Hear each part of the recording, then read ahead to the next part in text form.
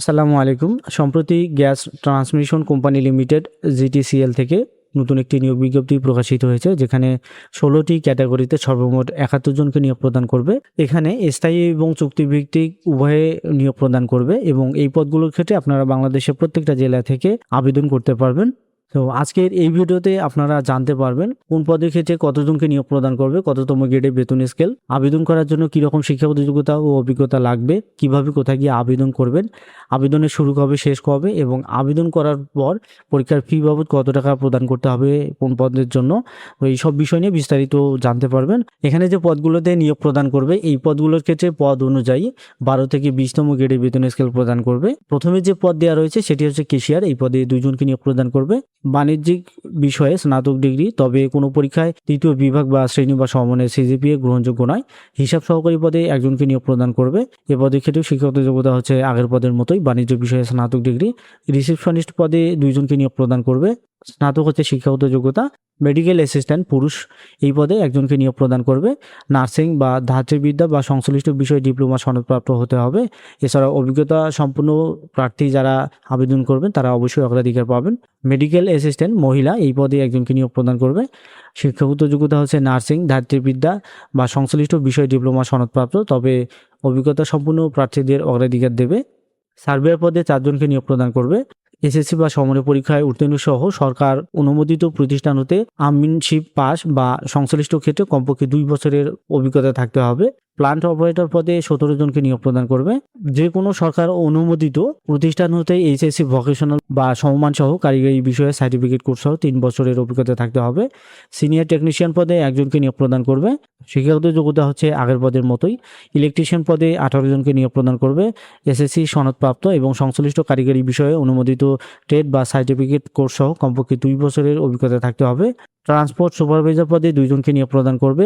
বিজ্ঞান বিষয়ে স্নাতক সনদপ্রাপ্ত সহ সংশ্লিষ্ট ক্ষেত্রে 2 বছরের অভিজ্ঞতা থাকতে হবে। পিসি অপারেটর পদে 3 জনকে নিয়োগ প্রদান করবে। এসএসসি ভোকেশনাল বা সিভিল ড্রাফটিং উইথ ক্যাড সনদপ্রাপ্ত হতে হবে। টেকনিশিয়ান পদে 10 জনকে নিয়োগ প্রদান করবে।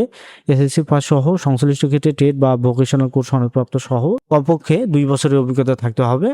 জুনিয়র ট্রান্সপোর্ট সুপারভাইজার পদে 3 জনকে নিয়োগ প্রদান করবে। বিজ্ঞান বিষয়ে এসএসসি বা সমমান সনদপ্রাপ্ত এবং সংশ্লিষ্ট ক্ষেত্রে কমপক্ষে 2 বছরের অভিজ্ঞতা থাকতে হবে। জুনিয়র টেকনিশিয়ান পদে 3 জনকে নিয়োগ প্রদান করবে। এসএসসি পাস সহ সংশ্লিষ্ট ক্ষেত্রে অনুমোদিত ট্রেড বা ভোকেশনাল কোর্স সনদপ্রাপ্ত। উপরে যে পদগুলো আমি বললাম এগুলো হচ্ছে স্থায়ী ভিত্তিতে নিয়োগ প্রদান করবে। এখানে ইমাম এবং মুয়াজ্জিন যে 2টি পদ রয়েছে এই পদ 2টি হচ্ছে চুক্তিভিত্তিক, 2 জনকে নিয়োগ প্রদান করবে। বাংলাদেশ মাদ্রাসা শিক্ষা বোর্ড হতে কামিল অথবা কোনো কওমি মাদ্রাসা হতে দারওয়ায়ে হাদিস ডিগ্রি অথবা ফাজিল অথবা সমমানের পরীক্ষায় উত্তীর্ণ হতে হবে। মুয়াজ্জিন পদে 1 জনকে নিয়োগ প্রদান করবে। বাংলাদেশ মাদ্রাসা শিক্ষা বোর্ড হতে ফাজিল অথবা কোনো কওমি মাদ্রাসা হতে সমমানের পরীক্ষায় উত্তীর্ণ হতে হবে। আপনারা 27শে এপ্রিল সকাল 9টা থেকে শুরু করে 21শে মে বিকাল 5টা এই সময়ের মধ্যে আবেদনপত্র পূরণ করতে পারবেন অনলাইনে আবেদনপত্র পূরণ করার জন্য আপনারা এই ওয়েবসাইটে প্রবেশ করে আবেদনপত্র পূরণ করতে পারবেন। আবেদনপত্র পূরণ করার সময় আপনার ছবি এবং স্বাক্ষরের প্রয়োজন হবে নির্ধারিত স্থানে সাবমিট করার জন্য। সেক্ষেত্রে এখানে ছবি এবং স্বাক্ষরের সাইজ দেওয়া রয়েছে, এই অনুপাতে আপনারা রিসাইজ করে নির্ধারিত স্থানে আপলোড করবেন স্ক্যান করে। এরপরে আবেদনপত্র সাবমিট করার পর যে কোনো টেলিটক প্রিপেইড মোবাইল নম্বরের মাধ্যমে 2টি SMS করে পরীক্ষার ফি প্রদান করতে হবে।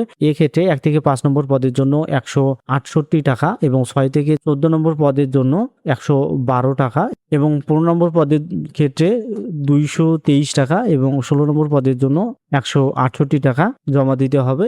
এই পরীক্ষার ফিটি আপনারা 2টি SMS এর মাধ্যমে জমা দিতে পারবেন এবং SMS প্রদানের যে নিয়ম সেটি এখানে দেওয়া রয়েছে উদাহরণ সহ, এটি আপনারা অবশ্যই দেখে নেবেন। পরবর্তীতে 2টি SMS প্রদান করার পর অর্থাৎ পরীক্ষার ফি প্রদান করার পর আপনার মোবাইলে একটি SMS আসবে। সেই SMS এ ইউজার আইডি এবং পাসওয়ার্ড দেওয়া থাকবে। সেই ইউজার আইডি এবং পাসওয়ার্ড ব্যবহার করে পরবর্তীতে আপনারা প্রবেশপত্র ডাউনলোড করতে পারবেন। অনলাইনে আবেদন করতে আপনার কোনো প্রকার সমস্যা হলে টেলিটক নম্বর থেকে 121 অথবা এই মেইলে যোগাযোগ করবেন। তবে মেইলে যোগাযোগ করার সময় অবশ্যই মেইল সাবজেক্টে organisation name, post name, applicant user ID এবং কন্ট্যাক্ট নাম্বার অবশ্যই উল্লেখ করতে হবে। মৌখিক পরীক্ষার সময় আপনাকে যে সকল কাগজপত্রের মূল কপি এবং 1 সেট সত্যায়িত ফটোকপি দাখিল করতে হবে সেগুলো এখানে উল্লেখ করা রয়েছে, যেমন সকল শিক্ষাগত যোগ্যতা ও অভিজ্ঞতা সনদপত্র, সরকারি স্বায়ত্তশাসিত প্রতিষ্ঠানের প্রথম শ্রেণী কর্মকর্তা কর্তৃক প্রদত্ত চারিত্রিক সার্টিফিকেট, ইউনিয়ন পরিষদ থেকে নাগরিকত্ব সার্টিফিকেট, জাতীয় পরিচয়পত্র অথবা জন্ম নিবন্ধন সনদপত্র, বিদেশি বিশ্ববিদ্যালয় হতে অর্জিত ডিগ্রি ক্ষেত্রে সংশ্লিষ্ট দেশি বিশ্ববিদ্যালয় বা বিশ্ববিদ্যালয় মঞ্জুরি কমিশন থেকে ইস্যুকৃত সমমান সার্টিফিকেট, যারা কোটায় আবেদন করবেন তাদের ক্ষেত্রে কোটার প্রমাণপত্র, এইসব ডকুমেন্টস আপনাকে 1 সেট সত্যায়িত ফটোকপি করে দাখিল করতে হবে মৌখিক পরীক্ষার সময় এবং মূল কপিগুলো প্রদর্শন করতে হবে। তো আবেদনকারী বয়সীমা হচ্ছে 27 এপ্রিল 2026 খ্রিস্টাব্দ তারিখ অনুযায়ী। 1 থেকে 14 নম্বর পদের জন্য বয়সীমা হচ্ছে সর্বনিম্ন 18 এবং সর্বোচ্চ 32, এবং 15 থেকে 16 নম্বর পদের জন্য সর্বোচ্চ বয়সীমা হচ্ছে 54 বছর।